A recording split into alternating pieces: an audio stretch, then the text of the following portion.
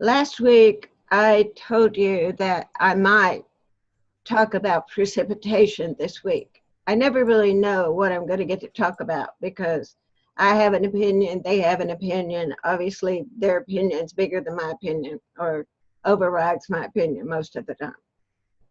But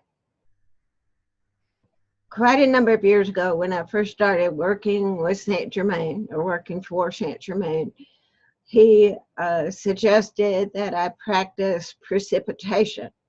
And I barely knew the word. And at first I thought it was rain, but that wasn't what he meant. But after he explained it to me, he suggested I get a book that he had written through someone else called Saint Germain on alchemy. And I found a paperback copy of it in a used bookstore, and I was kind of expecting the formula to just be there in the book of how to do this. And it wasn't. But I have learned through the years that they like to not make things hard, but make things interesting. So I read the book, but each line of the formula is in a different place in the book, and you have to be intuitively paying attention to know that this fits with that. And so you have to be paying a lot of attention to figure out what the formula is to do this. And you will get the formula in writing. You got it first. You will get that at the end of the evening. You'll have it written down. So I'm not going to try to go through that. But I was teaching a manifestation workshop in Denver, Colorado, in a friend's basement.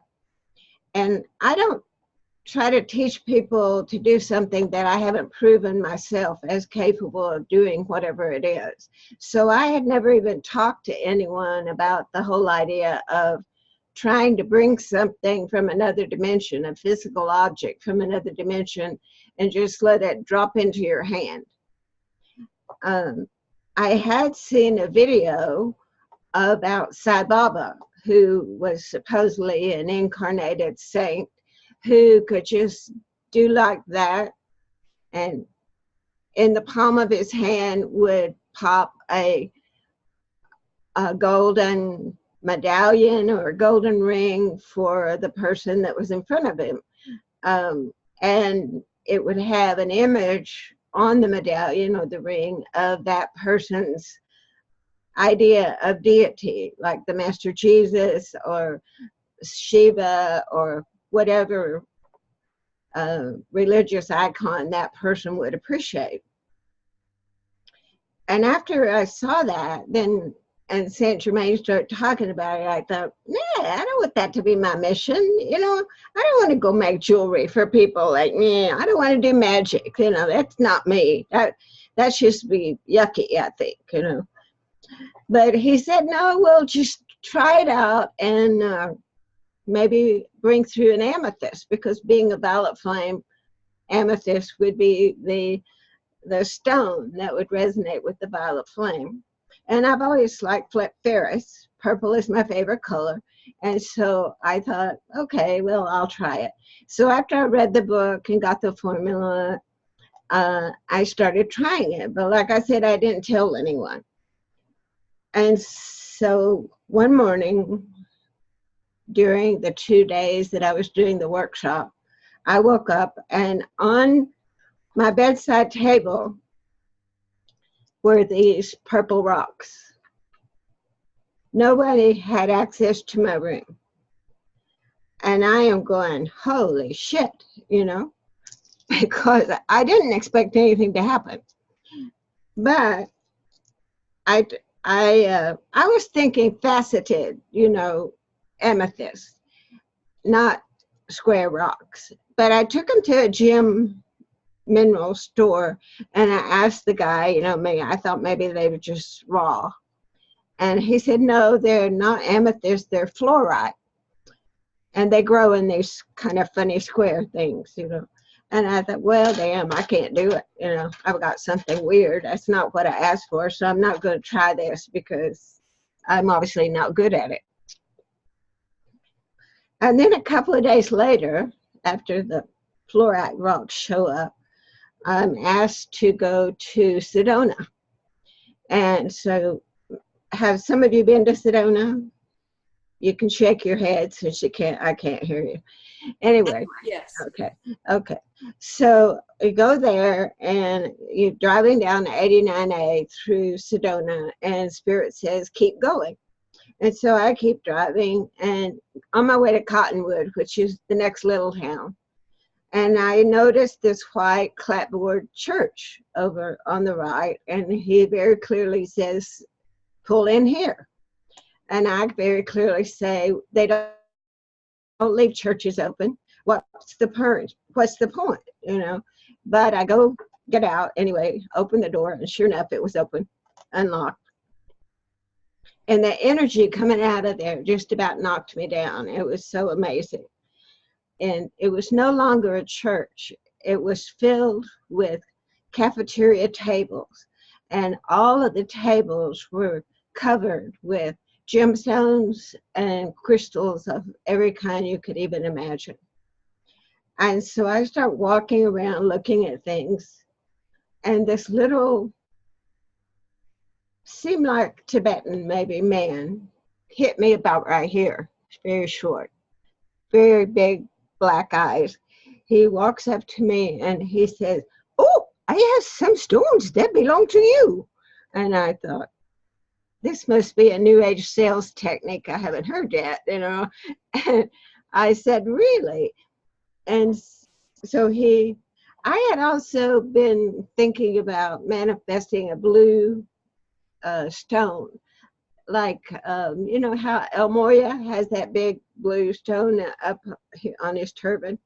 I'd been seeing a blue stone here in my third eye. So in addition to the amethyst, I'm thinking blue stone. And I had priced blue topaz and I had priced amethyst, you know, how much it would actually cost.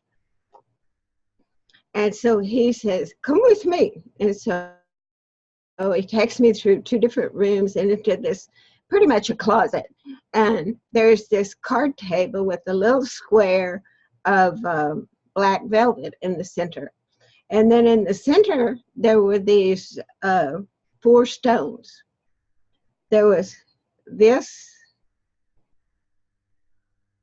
amethyst, this blue topaz, and these 2 pear-shaped amethysts. And I, of course, get chills from my hair roots to my toenails and know that I have manifested, precipitated these stones. And he obviously also knows that they belong to me. So I said, how much would they cost? And he takes a little scrap of paper out of his pocket, a little broken pencil, and he starts writing, and he said, it'd be $285. And I said, how do you know how much money I have? He said, I don't know. Spirits say you charge her $285. And I had $285 in my wallet. The problem being that my van payment was due the next day, which was $300. Well, I am much too practical to buy rocks with my van payment. And so I tell him, no, sorry, I can't. And so I leave. And then, of course, it is haunting me that I know that these are mine and I know that I manifested them. But I'm terrified to spend the money. So I don't get any sleep. And the next morning I wake up and, of course, I go buy them. And I told God, you know, I'm going to need help with this because I need $300 before tomorrow. And I did what you said about manifesting these rocks. And so I went up to the airport restaurant and opened the door. This very flamboyant lady with all kinds of shawls and stuff hanging off of her. What I think of as a typical Zyka person. She says, "What took you so long to get here? We've been waiting for you all morning." And I'm like, "I don't think so. You know, you must have me mixed up with someone else." And she said, "No, Spirit told us that you would be coming and that you were going to read for us." And I said, "Well, who is us?" And she said, "Well, there's 6 of us." And I said, "Well, I don't have a place to stay. I don't have any place to read for you." And she said, "Oh, that's not a problem. We've got rooms here at the Sky Ranch Lodge, which is about 30 feet away from where we're standing. And you can do us one at a time, and the rest of us will sit out by the swimming pool while you're doing this." Well, back then, I was charging $50 for a reading. The math means there's $300 in these people. And so I agreed to do it. And then they also had an extra bed, and they let me stay with them overnight after we did all that experience. So I had those stones made into rings and earrings, you know, and wore them for a while back then. But when my fiance died, we had sent a lot of gold and rings and things to a friend of mine who's a jeweler in Midland, Texas. And so when my fiance died, I called him and told him to make me a gold nugget crucifix cross out of the gold and not wedding bands, which is what he was supposed to be doing. So I'd been wearing this gold nugget crucifix for many years after that. And then Saint Germain does not approve of the crucifix cross. He says that we need to get ourselves and Jesus off the cross, and that we should only wear or have a Maltese cross, an even cross. And the even cross stands for the balance between the masculine and feminine, but it also stands for bringing spirit into matter. So he asked me to have my crucifix cross, which I'm very sentimentally attached to, melted down and made into this. And I said, "Well, I don't think so. You know, let's just make it, you know, let's find another way to make it. We don't have to give up the one that I already have." He said, "No, symbolically, you really need to have it melted down and made into the correct one." And so he became kind of nagging about it. You know, every once in a while he would say, "When are you going to do it?" And I would like, well, finally I just said, "Okay, I agree. I give up. I will do it. As soon as I get the money, I will do it." So that afternoon, I was living in a friend's condo in Albuquerque. And that afternoon, I got a call from a man I had met originally in Mount Shasta.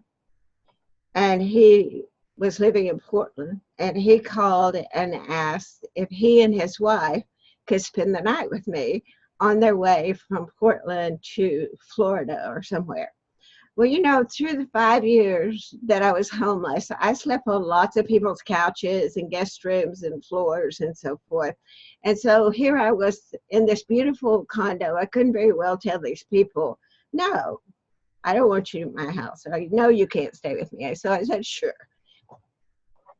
So they come, and they both have the cellular release process done. They both have readings done. Then they have me read on the phone for some friend of theirs in Portland. So by the end of the evening, they're into me for like $450. And then he announces that he wants to barter. And I'm like, I don't think I need $450 worth of poetry, which is what I knew of him when I met him in Mount Shasta.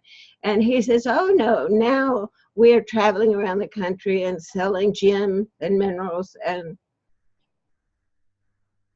to New Age stores."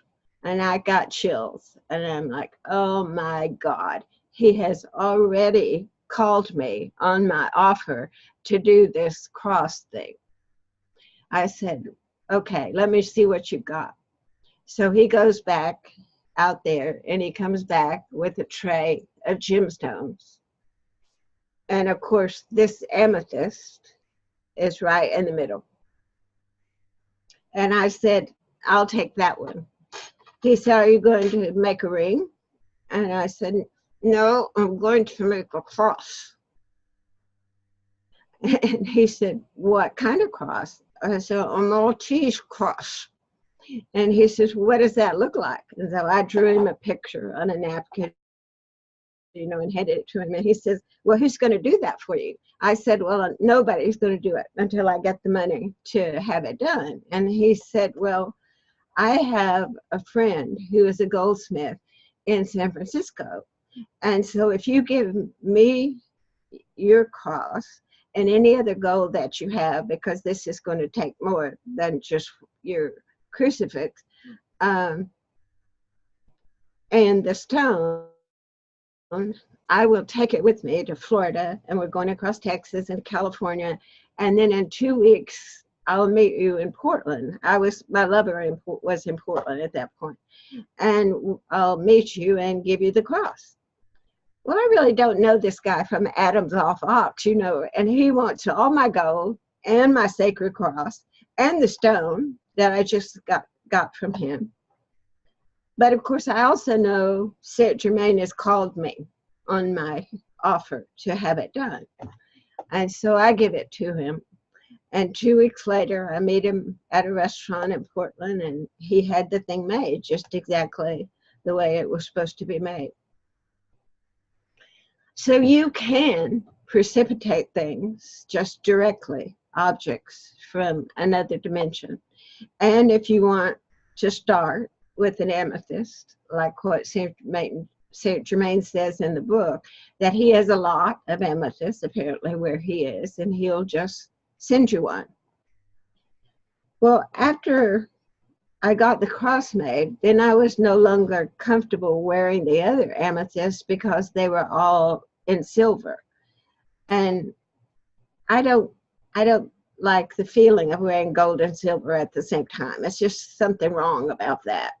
And so I explained to Saint Germain, well, now that we've done this for you, you're going to need to manifest a gold ring with larger and darker amethyst to go with the cross. So not that long after that, I was back in Oklahoma City, and a friend had invited me to lunch down in Norman. And I was on time. I was very excited because I got there on time. And all of a sudden, he says, keep driving. When I get to the restaurant, he says, keep driving. And the road narrows, and it runs into the university, and there's construction. And I'm really pissed off at this point. It's like, what? And he says, turn around and go back. So I turn around, and I start back, and then there's just this cozy little strip shopping center on the right-hand side, and he says, pull in here.